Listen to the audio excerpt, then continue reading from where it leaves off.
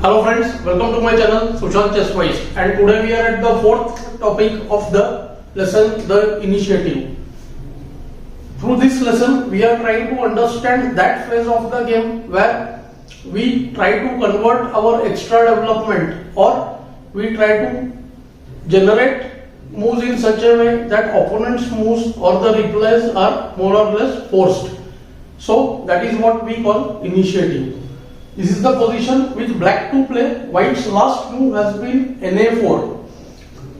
This position has come from an English opening game. You can check in the description below the starting moves of the game. And black had planned some things with his last few moves. He had gone bishop to h5, queen on d7, and white's standard plan is to plant the knight on c5, or first trade bishop c5, and then the knight reaches the c5 square. We can see that white is also trying to eye or concentrate his forces towards the c6 square, Bg2 and rook c1, aiming on the c6 square. Many a times exchange sacrifices are possible with rook c6 when the queen was on d8, then bc, then knight e5, and white's initiative can really grow over there. Okay, but this is the position where last move has been na4, and now black had planned something which works out very nicely. See, such examples can be used for developing one's feel of the position, and we should try to find the next moves for the opponent as well as ourselves, both. Black had foreseen something, let's see what. Bishop into f3 is the move which comes to mind, but many people just disregard this move because we are surrendering this bishop and the opponent's bishop looks very much dominating in the position. But we know that because of h3, the queen is able to go to h3, and the line which black had seen actually is that after bishop into f3, ef3, just rook comes to d8, and there is no way to protect d3. d3 will come under fire. Let's say for example rook c3 can allow knight d5 or bb4, when we again see black's initiative growing in the position. So white went bishop f3. One would say that now what has happened is bishop has been surrendered for the knight. Although the queen reaches h3, which happened in the game, black went queen h3. One would say that with just one queen near the position, nothing much can happen, right? And white will ruin the black's pawn structure on the queen side. See, normally in master games, we see that there will be no blunders, right? And the mistakes will happen in more conceptual nature than outright tactical blunders.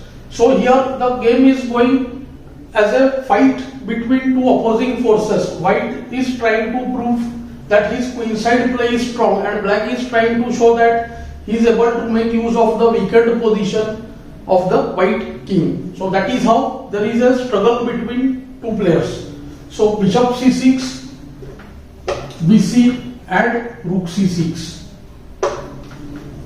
The first impression about the position is that white has, although surrendered his bishop, the king looks little weak, the queen side is ruined. The bishop is coming on c5, c7 is attacked, black's pawn structure is broken, the knight will soon jump on c5, and after queen moves rook c1, c7 will come under fire, and black will really struggle, especially let's say after some move like bd6, bishop c5, we can make out after knight a4, queen a4, bc5, rook c5, this is the c7 and the e5 squares, and the pawns over there which are coming under fire. So black must have seen something, right, when he went into the position, and this is where the snatching of initiative has already taken place with the move bishop f3. From here on, finding moves for black and white both will help us a lot. Such examples we should see again and again, and I will try to provide many such examples which will help us to improve our feel of the position and exact calculation both. So now here black went with the move knight d5, simply disregarding the pawn on c7. Black is ready to sack the pawn on c7 in many lines.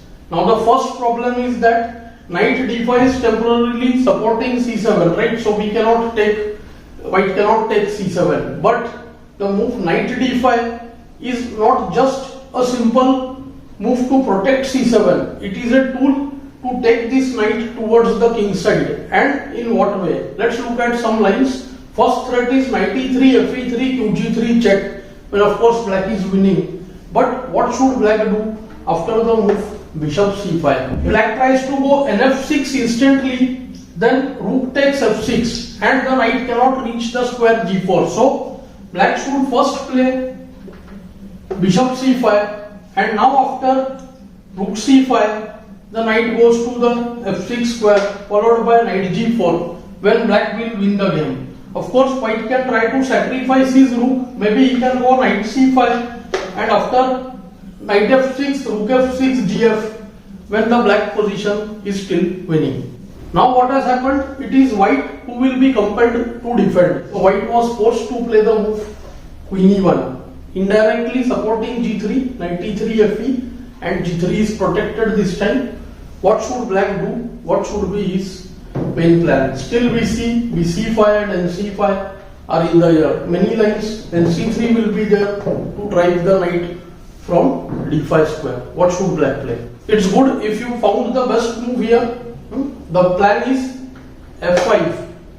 Not just the move. Black is eyeing at a particular plan. He wants to go f4.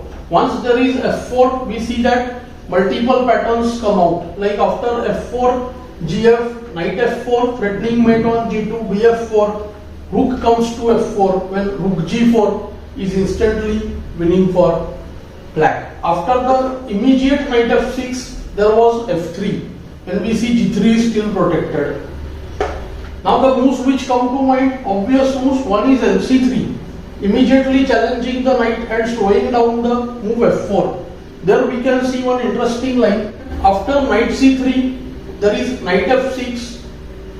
When after f3, there is the move knight h5, attacking the g3 pawn. We are forcing him to go bishop f2. And then what can black play? Let's play the moves. Knight c3, knight f6, f3, knight h5, bishop f2. Knight is denied the square on e4 with the move f5, and again black has the stunning move bishop h4, and see, it's game over. Already there are multiple threats. Knight g3, bg3, bg3 wins, and if g takes h4, then knight f4 decides the game instantly and black is winning. See, the black pieces came slowly, but they are very efficient, and we see that white is only defending in the position. He has not been able to pick up a single pawn on the queen side. White played bishop c5, immediately putting question to the bishop. This time we see that after knight f6, it's possible to sack the exchange, rook into f6. So black goes with the move f4 instantly. Now we can say that the initiative has gone into a complete attack here, and it's already decisive. We can see that gf4 just allows nf4. White is already under a threat of fg3, rook f1 when g3 is hanging, and after the move b7, which was played in the game, there is hardly anything that white can do now. What should black play here? And black finds the elegant fg3, not rook f1, queen f1, queen g3, when there is still qg2, but the very strong knight e3. Many black pieces are hanging, especially the rook on f8 is hanging, but there is nothing that white can do now. The threat is mate on g2, rook f1 check is threatened. After rook takes f8, which is almost forced, there is rook f8, and we see that there is no defense on the square g2. Just white can play queen f2, when after rook f2, kf2, amongst many things, there is queen g2 check, king e3, followed by queen takes c6, and black wins the game. And after the only other move, rook f2, we can see that there is queen g3 check, king h1, followed by rook into f2. Again black wins the game. So here white resigned in the game. These kind of examples are very useful for developing our game. I hope you will find the example instructive and useful too. Do like, share and subscribe the channel. Thanks for your time.